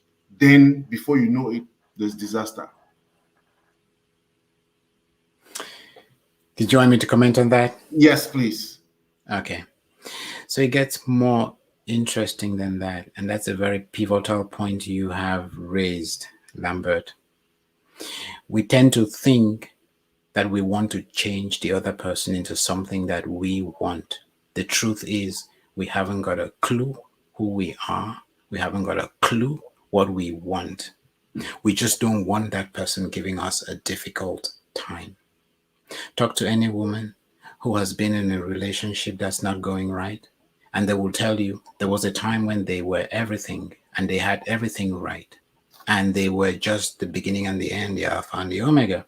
Then they got to a point where they tried to adjust to the man's concept of who they had to be in order for them to be loved. And in so doing, they went full circle and realized that the things they started doing because he asked them to do, when they did, they got castigated for. And that's when they lose themselves in the process because they don't know who they are anymore. And everything gets out of hand. It explodes and you've got to fight. The quarrels now begin. They now begin because you have a man who loved his wife, but because he did not like the fact that this woman held him accountable, and it could cut both ways, because he doesn't like the fact that this woman holds him accountable and challenges him from time to time, he starts investing in and on her weaknesses, real and perceived, real or virtual. So he would create weaknesses. Even things that are going right, he would complain about them. And for her, because the woman typically knows that if she's correcting her man is because she loves him. So the woman too is thinking, oh, well, if he is correcting me, surely I know he has eaten this food in the past and he loved it. So if he's complaining today, maybe he's being open and he really wants things to be better. So she starts making all these changes, making all these adjustments, thinking she's adjusting to his desired outcome. It continues until she loses herself. And when she loses herself, she becomes something else. When that happens, he now has a genuine reason to complain. But when he complains at this point, the woman can't take it anymore. She's had enough. She blows up. So why did I say this? I said this because when somebody says that person will not change, really what they are saying is, there's something about that person that I'm not comfortable with. They bring out my weaknesses and I can't deal with these weaknesses. I need for them to stop. Because if you were to ask them, and try, Lambert, don't take my word for it. Go to anybody who's ever told you, oh, that person can't change, they're a lost case, therefore I don't think this is going to work. Ask them, what is it about them that needs to change? Why don't you become the change that you seek and watch them mirror you? Because that's what always happens. Become the change that you seek, and the world will bend over backwards to reflect and to mirror you. That's why when you come into a room and you start yawning, give it 5 minutes, everybody in the room will be yawning. So, again, I think I want to thank everybody for coming. I want to thank everybody for watching, for being with us on set. Thank you, BK. I don't know if you have any last words for today. It's been a great conversation. It's been quite interactive. I think we've probably gone through everybody. I forgot to recognize Ansambom. Good conversations as always. Thank you for watching. Stacy, thank you for coming. Vincent, thank you very much for your comments. Azems, thank you too for your insightful comments. Philip, as always, thank you for being here. Become the change that you seek is the last word. But as always, my last push is always going to be go to Mindset Boulevard. Is it .com or .org? .com. That is the place to continue the conversation. If you want to continue this conversation, this is the place to go to. Mindset Boulevard. So that is wrongly spelled. Let me correct that. And of course, there's the Facebook page as well, which is the same thing, Mindset Boulevard. Just going through the comments to make sure we covered everything as well. So that is where, if you want to continue this and you want to continue, you can have a one-on-one session actually with BK. I mean, that's a deeper level, but these conversations continue on Mindset Boulevard. And as always, I want to, if you have some topics you want us to cover, or you can reach out, you can post them here, you can reach out to me, you can reach out to BK.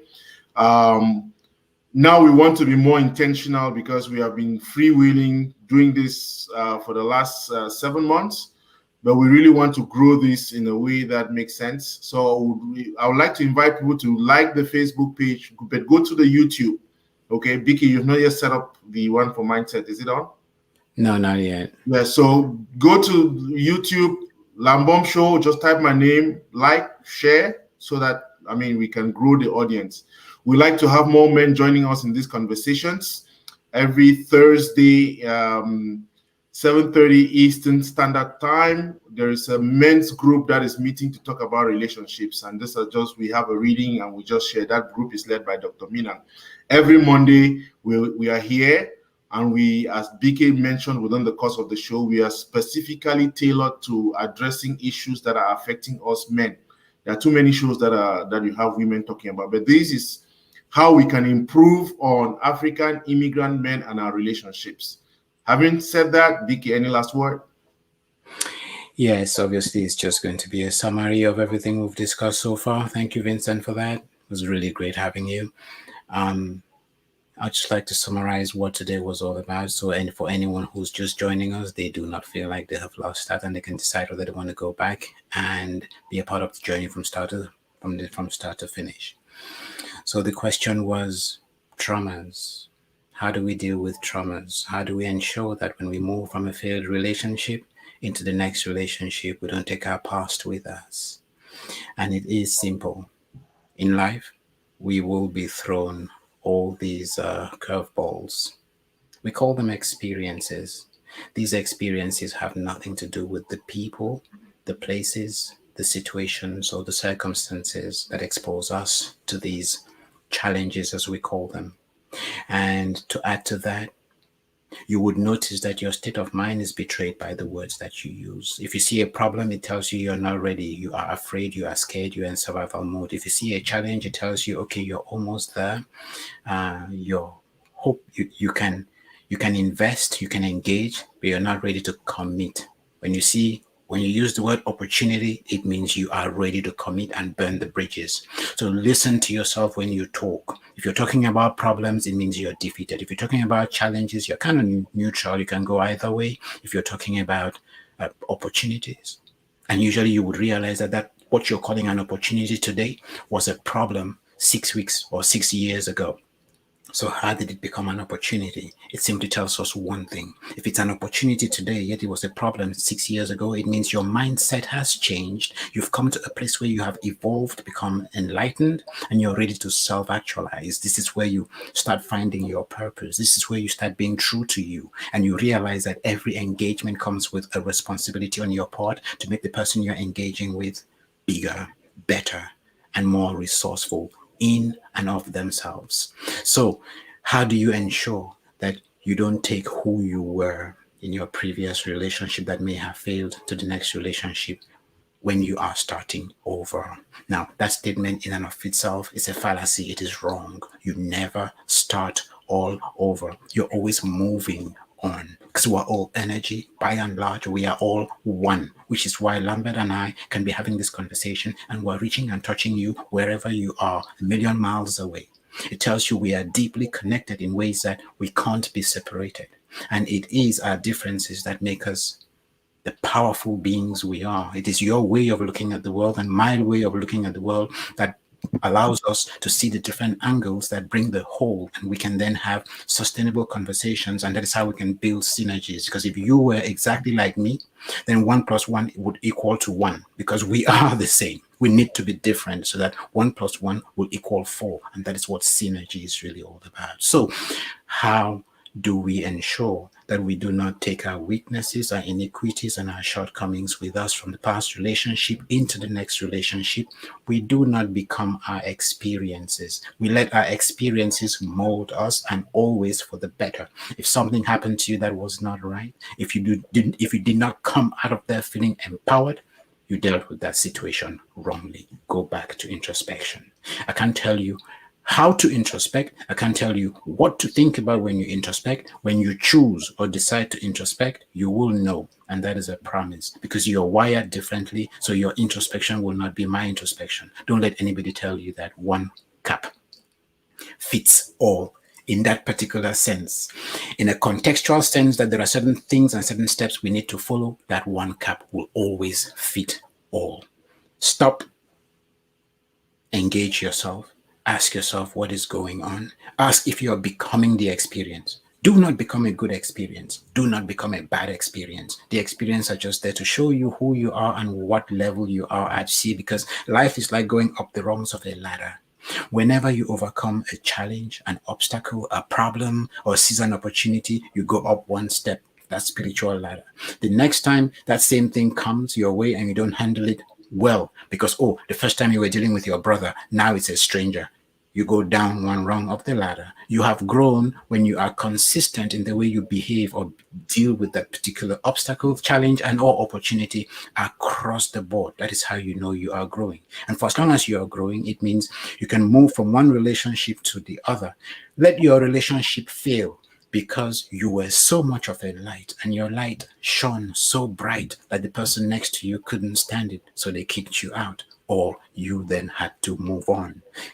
Not because you were the intransigent one, because it's not everybody you're going to get along with. It doesn't matter how patient you are with some people. If they're not ready for their journey, then they're just not ready for their journey. They were a seasonal entity in your life. Learn to respect that and allow people to move on and to go their way. Do not take them hostage. So again, how do you ensure that you move from point A to point B, your past relationship to the next relationship, and you do not take these things with you? Ensure that whatever situation you get into, on your way out, you leave it better than you met it, and you come out more empowered than you were when you got in. If others do it, you can do it. That's what we're all called upon to do.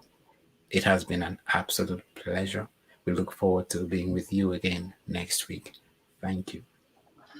Thank you, BK. And I want to, the danger is that we end up not saying thank you to those who do not make comments. There are many of them. I want to thank a very special friend who is all the way in Florida, Millie Samdim. Thank you for watching. There are many others who are also watching, but because they don't make comments, we we end up not saying so.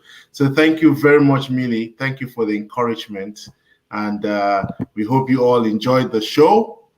See you again next week, same time, same station. Share with others so that they can get to know about this particular show. We are on every Monday from 6 p.m. Eastern Standard Time. Until then, it's been a great Monday, great rest of the week. See you next week. Bye-bye now.